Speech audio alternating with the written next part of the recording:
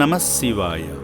చిన్నకాపర్తి వాస్తవ్యులైన రుద్రారపు స్వామిగారు వారి బావమరది ఏ నరసింహగారితో వారి కుటుంబ సభ్యులతో కలిసి యాదాద్రి భువనగిరి జిల్లా చౌటుప్పల్లోని అమ్మా నాన్న అనాథ ఆశ్రమానికి విచ్చేసి శివపుత్రులకు అండగా నిలిచారు. ముందుగా రక్షణాలయాన్ని సందర్శించి ఆశ్రమ వ్యవస్థాపకులు గట్టు శంకర్ గారిని ఆత్మీయంగా పలకరించారు. అనాథులకు అండగా నిలిచేందుకు వచ్చిన సేవామూర్తులను కలిసిన గట్టు శంకర్ గారు ఎంతో సంతోషించారు.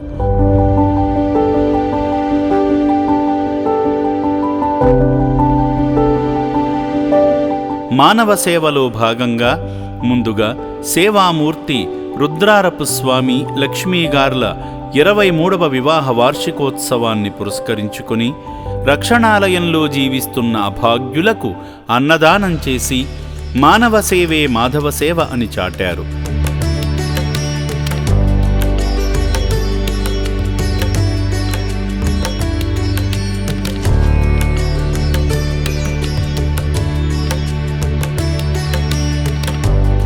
పెళ్లి రోజు సందర్భంగా అనాథులను జ్ఞాపకం చేసుకుని వారి ఆకలి తీర్చిన సేవామూర్తి రుద్రారపు స్వామిగారి కుటుంబంపై శ్రీ పుణ్యలింగేశ్వరుని పరిపూర్ణ ఆశీస్సులు ఎల్లవేళలా ఉండాలని, వారి వివాహ బంధం కలకాలం వర్ధిల్లాలని అమ్మా నాన్న అనాథ ఆశ్రమం కోరుకుంటుంది. నా పేరు ఎల్కరాజు నరసింహ, వెల్మినేడ్ గ్రామము, చిట్యాల మండలము. మా బావగారు ఆయన రుద్రారపు స్వామి, రుద్రారపు లక్ష్మి చిన్నకాపర్తి వాస్తవ్యులు.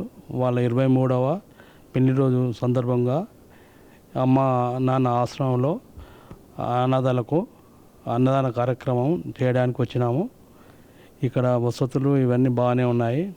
ఈ అన్నదాన కార్యక్రమం నిర్వహిస్తున్న నిర్వాహకులకు మరియు ఇక్కడ ఉన్న పనిచేస్తున్న సిబ్బందికి వాళ్ళందరికీ అభినందనలు తెలియజేస్తూ మీ ఇటువంటి కార్యక్రమాన్ని వీళ్ళు చేపట్టినందుకు సంతోషంగా ఉంది.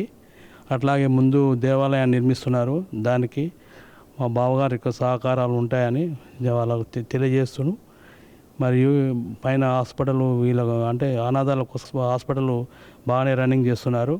ఇటువంటి కార్యక్రమం ముందు ముందు మంచి చేసి దినాభివృద్ధికి చెందాలని కోరుకుంటూ మా బావ, మా చెల్లె మరియు మా ఇద్దరి కోడళ్ళు నుండి నూరేళ్ళు చల్లగా ఉండాలని భగవంతుడు కోరుకుంటున్నాను.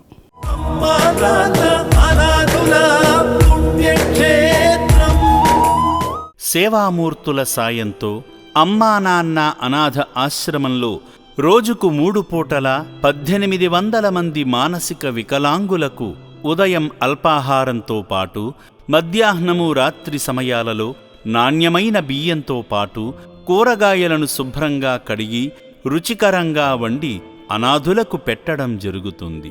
అభాగ్యుల సంరక్షణ కోసం ఆశ్రమ యాజమాన్యం ప్రత్యేక శ్రద్ధ వహిస్తుంటారు. అభాగ్యుల వైద్యశాలలో వైద్యులు అనాథులకు ప్రతిరోజు వైద్య సేవలు అందిస్తూ ఆరోగ్యాన్ని మెరుగుపరుస్తున్నారు. మానవదేవుళ్లారా, ఇప్పటి వరకు ఈ పుణ్యప్రదేశానికి రాలేని భక్తులు కుటుంబ సమేతంగా వచ్చి అద్భుతమైన ఆధ్యాత్మికానుభూతిని, సేవానుభూతిని పొంది నా అంటూ ఎవరూ లేని ఈ అభాగ్యుల మనుగడ కోసం నిత్యావసర సరుకులు, వైద్యానికి సంబంధించిన మందులు, పాత బట్టలను వితరణ చేసి ఆదిదేవుని అనుగ్రహంతో మీ జీవితంలో ఉన్నత స్థితికి చేరుకోండి.